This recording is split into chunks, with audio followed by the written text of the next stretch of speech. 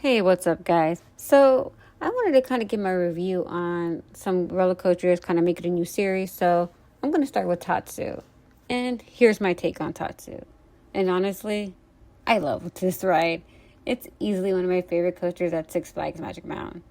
I know it's not everybody's cup of tea, but for me, it's just amazing.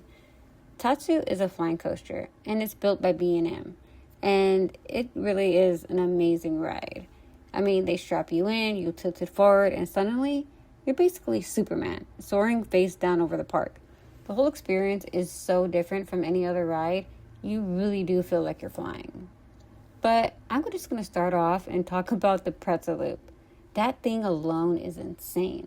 And it's my favorite element on the ride. Hands down, no questions asked. The G-force hits so hard that I feel like my nose gets clogged from the pressure. And it's amazing. I love it. I mean, you can hit up to 3.5 Gs in that moment alone, which is wild.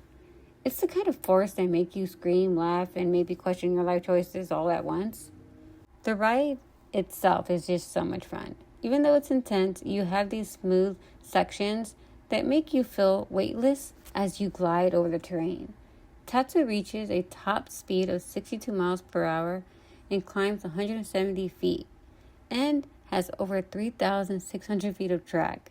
Those stats are crazy when you think about it, but it all just adds to the thrill without making you feel jerky or rough. Honestly, this is the kind of ride you have to do, even if you're scared. Trust me, there's nothing like it. The combination of flying, twisting, and those insane elements make it a unique experience that sticks with you.